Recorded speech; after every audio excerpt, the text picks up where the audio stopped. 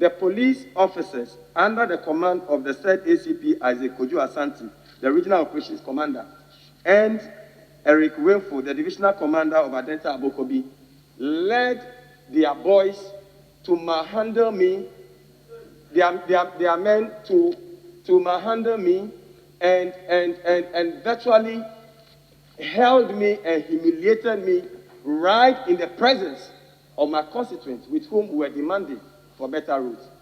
Right, Honorable Speaker, but for the fact that the youth ganged up to rescue me from the hands of the police, they would have just bundled me like a common criminal into their standing vehicle. And Mr. Speaker, when the youth eventually supported me and got me into my vehicle, Mr. Speaker, the said police officers stood in front of my vehicle and continued to bang my vehicle and refused that they were not going to allow me to leave the venue of the demonstration until I mustered courage and sped off the area. Mr. Speaker, I believe that the conduct of the said two officers are clear.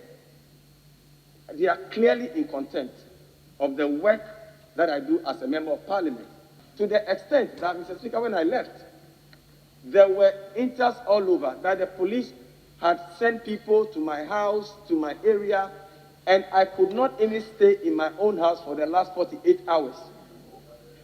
Mr. Speaker, based on these matters, I wish that Mr. Speaker would exercise your powers under Order 31 of the Standing Orders of Parliament to refer this matter to the Privileges Committee for further investigation. I respectfully submit to you, Honorable Speaker.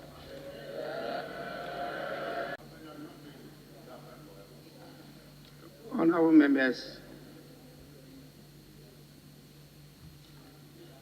Subpart 2 of our standing orders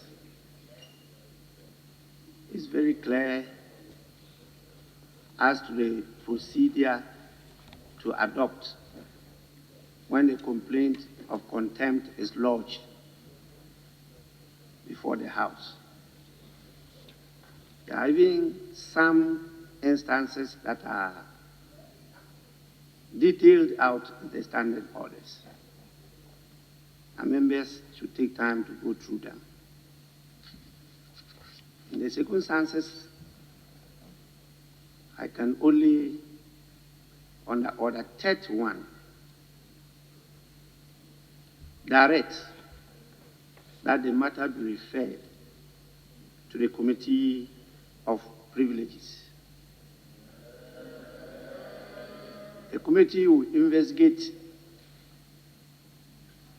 the complaint and will submit a report to the House for the full consideration of the matter.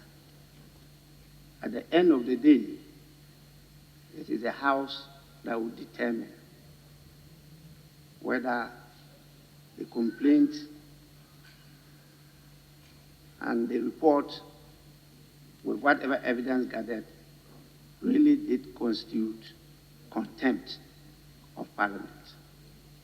So it's a decision that will be taken by the House. But we must pass through the process.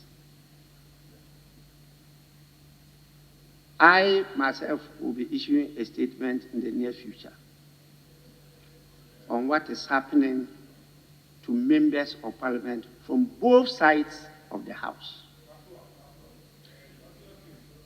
Both sides of the House. I receive complaints. I receive information about how police service, some personnel, pursue members of Parliament from both sides of the House.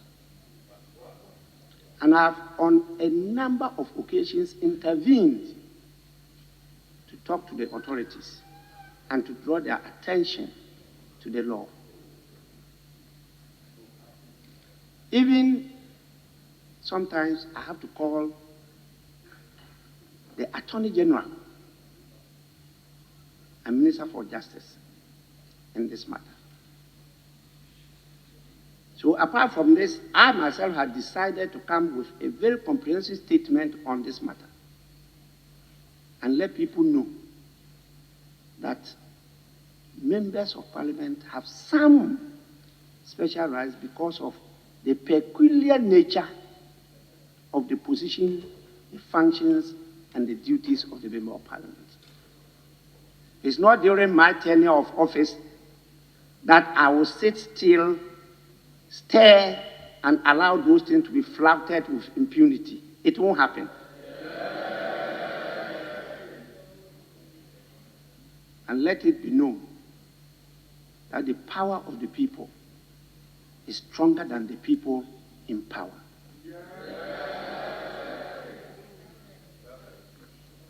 The matter is so referred.